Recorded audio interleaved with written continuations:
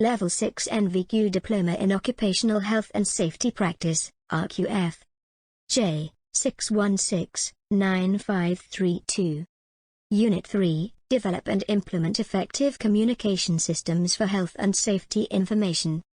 Enhanced Limited Copyright 2019. Legislation, Codes of Practice and Standards. Health and Safety at Work etc. Act 1974, HSAWA. Management of Health and Safety at Work Regulations 1999.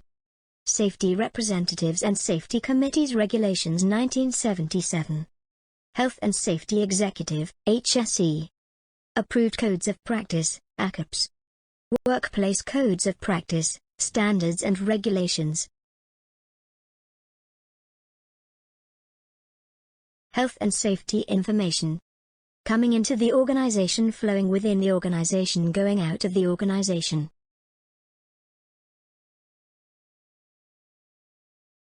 Developing communication systems. Proactive monitoring, consistent monitoring to acknowledge and communicate issues so that they can be dealt with before they occur. Health and safety performance initiatives, strategies to help monitor health and safety performance within an organization. Health and safety promotion activities, beneficial for all staff to improve working standards, environment and personal health. Reactive monitoring, measuring health and safety performance through looking at previous incidents and risks that have already occurred.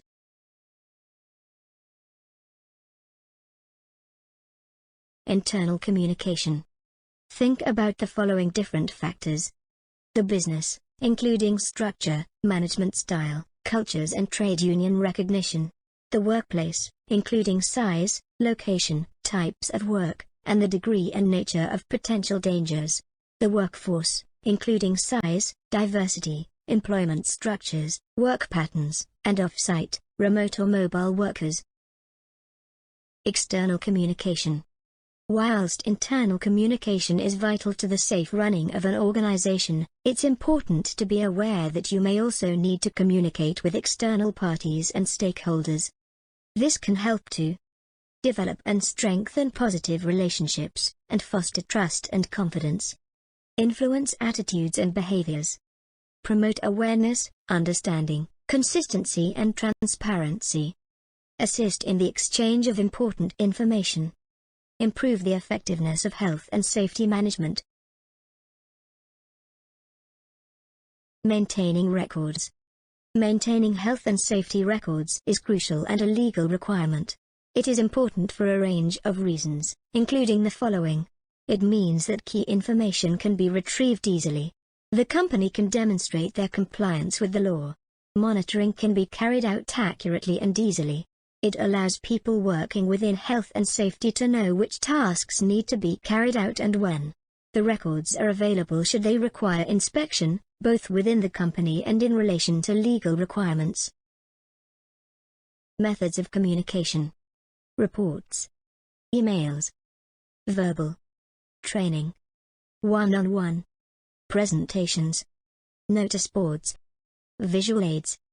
Assessments. Online. Management. Important aspects. Maintaining records. Managing communication systems. Ensuring the health and safety culture and policy remain at the forefront of organizational activities. Ensuring that statutory reporting of health and safety information required by regulatory and local authorities from the organization is carried out.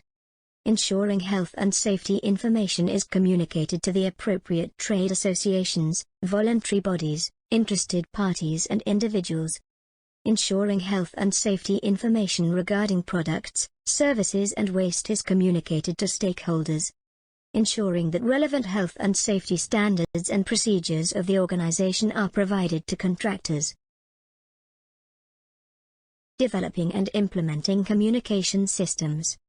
Communication systems could include meetings, consultations, organization intranet, newsletters, magazines, bulletins and press articles, inspections, monitoring groups, individuals or activities, professional bodies, notice boards. Information can be communicated via written and verbal, It is important to consider writing style, audience, use of jargon, accessibility, language barriers, use of body language, tone and pitch of voice, etc.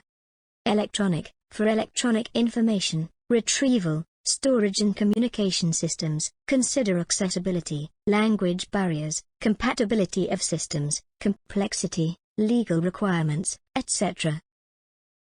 External factors. Health and safety risk assessment, control procedures and practices, technical developments and best practice. All risk assessment findings must be communicated to the relevant employees, and ACOPs, approved codes of practice, can be used in the formulation and development of policies for best practice, which must also be communicated to the relevant individuals. Proposed and new health and safety legislation, codes of practice and standards. As legislation is under constant review, it is important to be aware of all potential and actual changes to these to ensure best practice, something that must be communicated to all staff. This can be achieved via training, meetings, etc. Health and safety promotional activities relevant to the needs of an organization. Think carefully about the way information is presented and ensure it is continuously reviewed. The way this is approached is dependent on the culture of the organization. Health and safety statutory reporting requirements for an organization. A robust system must be implemented to ensure that legislation changes to health and safety reporting requirements are captured and communicated to the relevant individuals and groups.